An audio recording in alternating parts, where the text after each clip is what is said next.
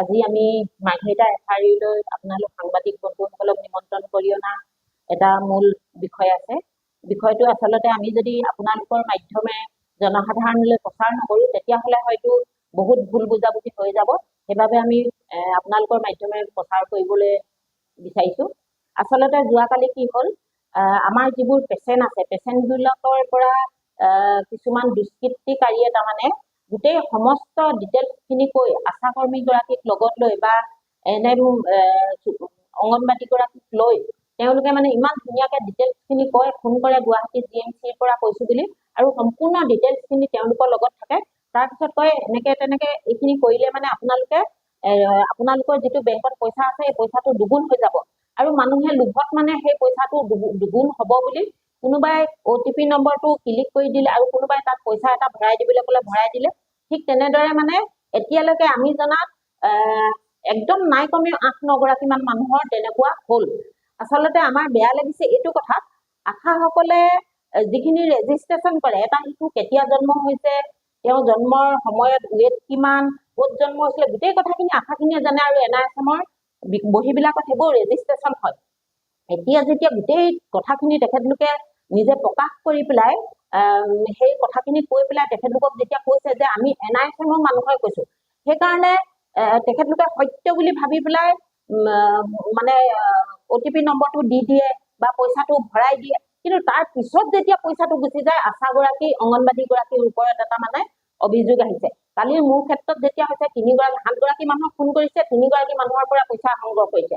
গোটেই 3 গৰাকী মানুহে মানে মোকে জগৰীয়া কৰিছে যে আপুনি ফোনটো আপোনাৰ নাম ক'লে, আপুনি ফোনটোত হলত আছিলে। হয়, মই হলত আছিলোঁ। মোক ফোনটোত হলত লৈ পেলাই তেওঁলোকে ক'লে কি বুলি, আপুনি আপোনাৰ পেচেণ্ট হয় নাই কৈ দিয়ক। মই তেতিয়া কৈছোঁ যে গুৱাহাটীৰ পৰা ফোন কৰিছে, আপোনালোকক বেজি পালে নাই, অংগনবাদীয়ে কি দিছে নাই দিয়া সেইখিনি সুধিব, আপোনালোকে সুন্দৰকৈ কৈ দিব। মই মাত্ৰ সেইকেইটা কথাই কৈছোঁ।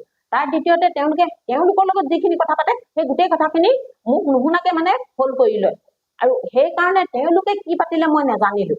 আৰু আজি মোৰ নিজৰো বেয়া লাগিছে যে মোক অস্ত্ৰ হিচাপে ব্যৱহাৰ কৰি বা প্ৰতিগৰাকী আশা অংগনবাদীক অস্ত্ৰ হিচাপে ব্যৱহাৰ কৰি তেখেতলোকে যে পইচাখিনি মানে সংগ্ৰহ কৰিছে, এনেকৈ যে লোকৰ পৰা লুটি লৈছে, সেইটো এটা বহুত ডাঙৰ কথা। আজি মোৰ ক্ষেত্ৰত হৈছে আৰু গোটেই মাৰ্ঘেৰিটা সমষ্টিত হৈ আছে। এইটো যাতে আমি সেই পইচাখিনি সংগ্ৰহ কৰাত আশাসকলৰ যাতে কোনো জগৰীয়া নহয়। আশাসকলে ইয়াৰ ওপৰত কোনো নাজানে, অংগনবাদীয়েও নাজানে, তেখেতলোকে গোটেই নথি পত্ৰসমূহ ক'ত কেনেকে পাইছে আমি নাজানো। আমি তাৰ ওপৰত বিহিত ব্যৱস্থা ল'বৰ বাবে যোৱাকালি মাৰ্ঘেৰিটা থানাত FIR এখন দাখিল কৰিছোঁ।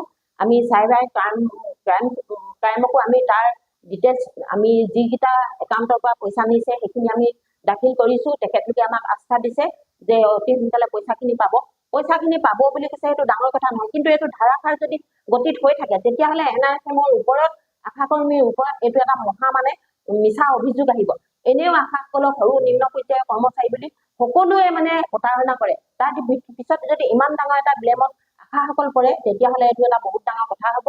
সেইকাৰণে মই আজি আপোনালোকক নিমন্ত্ৰণ কৰি আপোনালোকৰ মাধ্যমে অসমৰ যিমানবিলাক আশাকৰ্মী আছে, যিমানবিলাক নিজৰ অঞ্চলৰ বেনিফিচিয়াৰী আছে, সকলোকে যাতে এইটো মেছেজ দি দিয়ে, কোনেও যাতে OTP নম্বৰ নিদিয়ে, আৰু কোনেও NRSMৰ পৰা ফোন কৰিছোঁ বুলি ক'লে মানে তেখেতলোকে ডিটেইলছখিনি যাতে নিদিয়ে। সেইটো কাৰণে মই সকলোৰে ওচৰত আপোনালোকৰ যোগেদি প্ৰাৰ্থনা জনালোঁ। ধন্যবাদ। যিকোনো খবৰৰ বাবে যোগাযোগ কৰক 9181 307 221 আমাৰ এই নম্বৰত।